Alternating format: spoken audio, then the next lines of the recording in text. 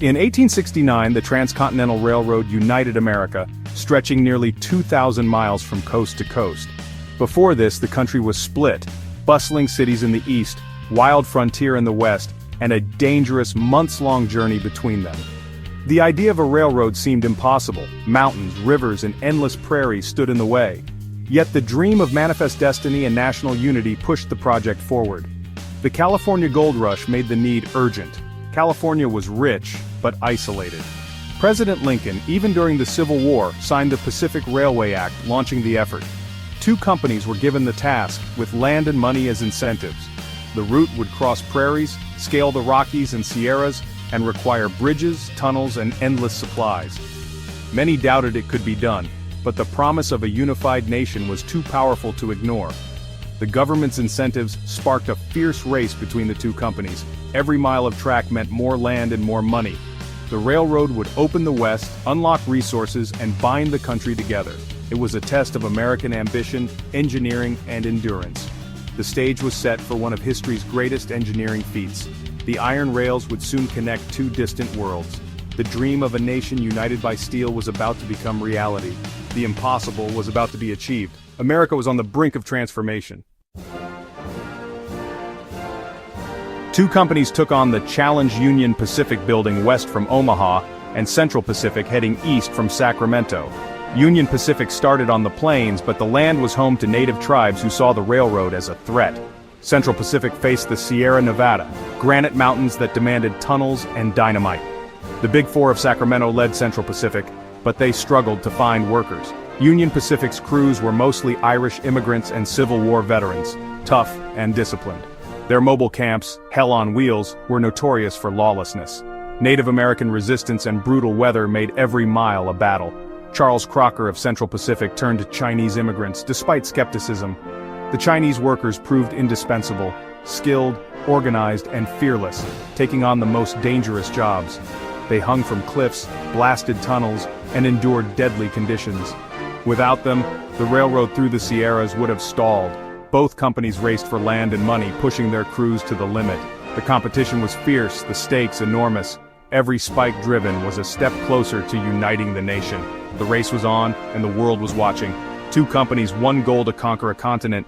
The iron race had begun. Building the railroad meant conquering nature itself. Union Pacific crews moved in a relentless rhythm, surveyors, graders, tie layers, and track layers aiming for a rail a minute. Central Pacific's battle was with granite and snow, 15 tunnels through the Sierra Nevada, the longest over 1,600 feet. Progress was slow and dangerous, hand drills, black powder, and constant risk of explosion or rockfall. Winters buried camps in snow, workers tunneled through drifts just to reach the worksite. Logistics were a nightmare. Every rail, tool, and meal had to be hauled in. Central Pacific shipped supplies from the East Coast, a 15,000-mile sea journey. Despite hardships, the race intensified. Each company boasted of daily records. Union Pacific laid 4 miles in a day. Central Pacific's crews, led by Crocker, set a still unbroken record of 10 miles in 12 hours. Thousands of workers, Irish and Chinese, pushed the iron spine of the nation forward. The railroad became its own supply line, feeding the advance. The end was in sight, but the struggle was far from over. Every mile was a victory over wilderness and doubt. The nation watched as the 2 lines drew closer. The greatest engineering race in American history neared its climax. The wilderness was giving way to steel. The impossible was becoming reality. The Iron Road was almost complete. America's destiny was within reach. The railroad was built by immigrants, over 20,000 men, mostly Irish and Chinese, seeking new lives in America. Irish workers on the Union Pacific fled famine, endured long hours, and faced prejudice, but became the backbone of the workforce. Chinese workers on the Central Pacific took on the most dangerous jobs, blasting tunnels, hanging from cliffs, and braving avalanches. They were paid less, lived in crowded camps, and faced harsh discrimination. Yet their organization and skill were unmatched. The Chinese drank boiled tea, ate rice and dried seafood, and stayed healthier than many others. Both groups faced brutal conditions, but the Chinese endured even greater prejudice. In 1867, thousands of Chinese workers struck for better pay and hours. The company broke the strike by cutting off food. Still, They returned to work, their perseverance essential to the railroad's success. Their contributions were largely ignored in their time. The story of the railroad is the story of these workers' grit and sacrifice. They built the tracks that united a nation, even as they were denied its full promise. Their legacy is one of resilience and determination. The railroad stands as a monument to their labor. Their story is America's story, one of hardship, hope, and unrecognized heroism. The Iron Road was forged by immigrant hands. Life for railroad workers was a relentless grind, sunrise to sunset, 6 days a week, for meager pay. The work was punishing, swinging sledgehammers, hauling rails, blasting rock. Food was poor, water scarce, and disease rampant in unsanitary camps. Accidents were common. Explosions, rockfalls, and falls from trestles claimed hundreds of lives. The dangers extended beyond the work site. On the plains, Native American resistance was fierce. The railroad cut through their lands and destroyed buffalo herds. The army was called in, and violence escalated. Nature was another enemy. Scorching heat, blizzards, avalanches, and deep snow buried camps and equipment. In the Sierras, entire crews were lost to avalanches. Yet the workers pressed on, driven by necessity and hope. Their sacrifices were the hidden cost of progress. The railroad's completion was a testament to their resilience. The price was high, but the nation was forever changed. By spring 1869, the two railroads met at Promontory Summit, Utah. On May 10th, a grand ceremony marked the joining of East and West. Locomotives faced each other, dignitaries gathered, and the nation waited for news. A golden spike was driven, telegraphed across the country with a single word, "Done."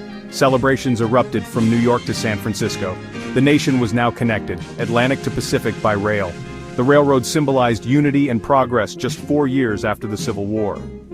Yet, Chinese workers who made the feat possible were excluded from the celebration. Their absence was a stark reminder of the era's prejudice.